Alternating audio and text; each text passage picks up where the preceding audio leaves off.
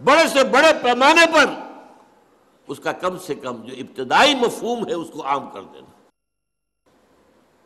ایک ہے اس پر ریسرچ ہے، اس کے اندر گہرائیاں ہیں، اس کے لیے قوطہ زنی ہے، اس کے لیے بلندیوں میں جانا ہے، وہ نہیں، ابھی تو یہی ہے۔ یہ قرآن اپنی سطح کے اوپر جو شے رکھتا ہے، اس کا جو ایسنس ہے وہ اس کی سطح پر ہے، سطح پر ہے۔ جس کی مثال میں دیا کرتا ہوں کہ جیسے اگر سمندر میں کوئی ٹینکر جو ہے، آئل ٹینکر، وہ ٹوٹ جائے تو جو اس میں سے تیل نکلے گا وہ کہاں جائے گا؟ سطح پر رہے گا، اندر نیچے تو نہیں جائے گا نا، وہ سرفیس پر رہے گا۔ تو قرآن کی وہ جو ہے روح کو کھینچ لینے والی شے جو ہے وہ اس کی سطح پر ہے۔ وَلَقَدْ يَسَّرْنَا الْقُرْآنَ لِلذِّكْرِ فَهَلْ مِن مُدَّكِرٍ، یاد آتا ہے کوئی از کجا می آئے دن آواز دوست، یہ قرآن سے کھنچتے ہیں۔ تو قرآن کو گھماؤ پھراؤ اس میگنیٹ کی طریقے سے زیادہ بڑے پیمانے پر، تاکہ سلیم الفطرت لوگ جو ہے وہ کھنچ کر چلے آئے۔ اور آپ کو معلوم ہے قرآن مجید میں ذکر ہے جنات کی ایک جماعت نے ایک دفعہ قرآن سنا ہے اور ایسے پختہ مومن بن گئے، داعی بن گئے۔ قُلْ أُوحِیَ إِلَیَّ أَنَّهُ اسْتَمَعَ نَفَرٌ مِّنَ الْجِنِّ فَقَالُوا إِنَّا سَمِعْنَا قُرْآنًا عَجَبًا يَهْدِي إِلَى الرُّشْدِ فَآمَنَّا بِهِ۔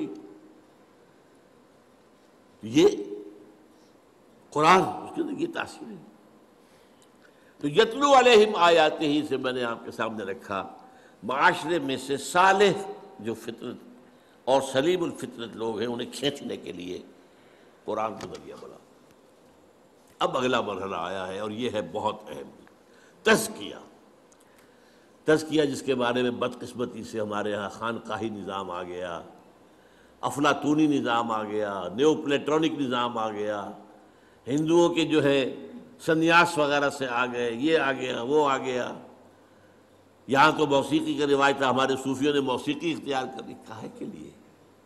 وہ اللہ کے بندو، قرآن سے بڑی موسیقی کوئی نہیں تھی، دی ڈیوائن میوزک۔ تم نے اس موسیقی کے اندر لوگوں کو پاگل کیا ہے، دھمال کھیلتے ہیں اور انہیں حال آتا ہے کیا؟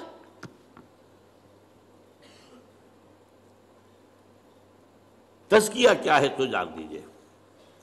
یہ جامع ترین اصطلاح ہے، لیکن میں اسے آپ کو 5 حصوں میں تقسیم کر کے بتاؤں گا ابھی۔ لیکن عمل کہتے کسے تزکیہ؟ یہ باغبان کا ایک عمل ہے۔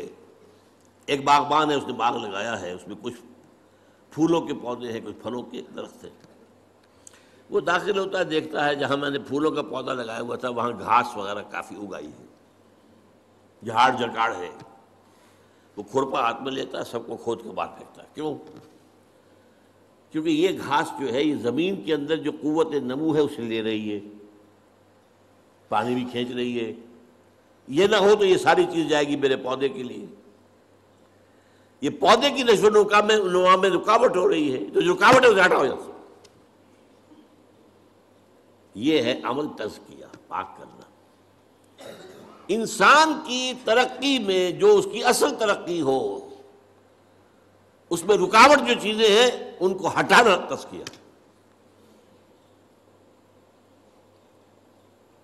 اب دیکھیے، انسان ایک تو میں آپ جو ظاہر ہے نظر آ رہے ہیں، ہاتھ پاؤں ہیں، ہمارا ظاہری جسم ہے، ظاہری وجود ہے۔ ایک معنوی وجود ہے ہمارے اندر۔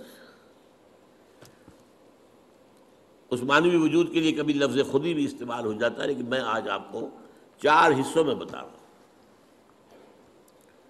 سب سے پہلے ہمارا ایک فکر ہے، کچھ نظریات ہیں، کچھ خیالات ہیں، کچھ عقائد ہیں، کچھ فلسفے ہیں، کچھ بھی ہے، کچھ بھی ہے۔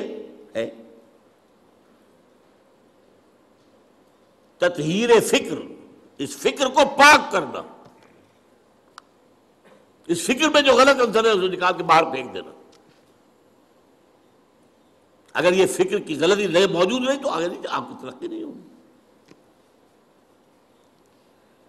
پھر آپ کا نفس امارہ ہے، وہ آپ کی حیوانی جبلتوں کو بھڑکاتا ہے۔ تزکیہ نفس۔ پھر قلب ہے، اس پر غبار آ جاتا ہے، یہ آئینے کے مانند ہے، حضور نے فرمایا ہے ان هذه القلوب لتصدع كما يصدع الحديد اذا اصابه الماء، کہ دلوں کے آئینے پر بھی زنگ سا آ جاتا ہے، جیسے کہ لوہے پر زنگ آ جاتا ہے اگر اس پر پانی پڑتا رہے۔ پوچھا گیا فما جلاؤہا یا رسول اللہ؟ فرمایا کثرت ذکر الموت و تلاوت القرآن۔ اس کو میں کہہ رہا ہوں تصفیہ قلب۔ یہ الفاظ یاد کیجئے، اللہ آپ کو توفیق دے آپ یہی خیالات آگے پھیلائیں، پھر اصطلاحات کے حوالے سے بات کریں گے تو سمجھنے لوگوں کی آئے گی۔ پھر روح ہے، روح میں ایک نور ہے، روح نورانی ہے۔ یہ جو بگ بینگ سے پہلے پیدا کی گئی ارواح، میری وہ کتاب میرا خیال ہے کہ اب کچھ دنوں کے بعد آپ لوگ پڑھنے لگیں گے انشاءاللہ، ایجاد و ابداع عالم سے لے کر عالمی نظام خلافت تک، وہ جو روح اور فرشتہ نورانی، وہ جو روح کے اندر نور ہے، تجلیہ روح، جلا دینا اس روشنی کو، بھڑکانا، یہ چار کام ہیں جن کے لیے ایک لفظ قرآن نے تزکیہ استعمال کیا۔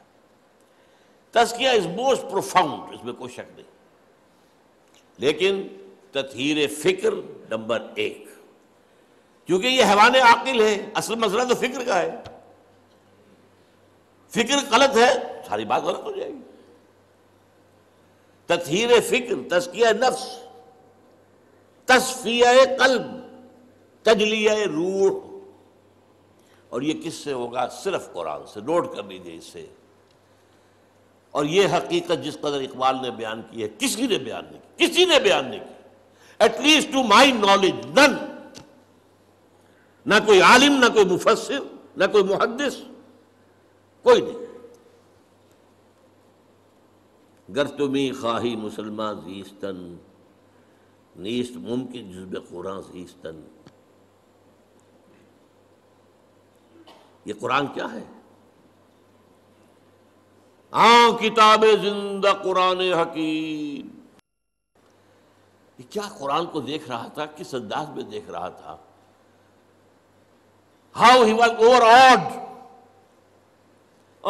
کتاب زندہ قرآن حکیم، حکمت لا یزال است قدیم، اس کی حکمت، اس کا فلسفہ ہمیشہ قائم رہنے والا اور قدیم ہے۔ یہ وہ فلسفے نہیں جو بدلتے رہے، بدلتے بدلتے رہے۔ حکمت لا یزال است قدیم، حرف اورا ریب نئے، تبدیل نئے، اس کے حرف میں کوئی شک ہو سکتا ہے؟ نہیں۔ کوئی تبدیلی ممکن ہے؟ نہیں۔ آیا شرمندہ تعویل؟ نہیں۔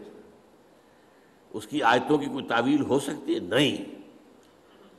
اور جو اب جملہ آ رہا ہے، فاش گویم آنچے در دل مزمرست، صاحب بتا دوں جو میرے دل میں چھپا ہوا ہے، یہ کتابیں نیست چیزیں دیگر است۔ اسے کتاب نہ سمجھے، کچھ اور ہے۔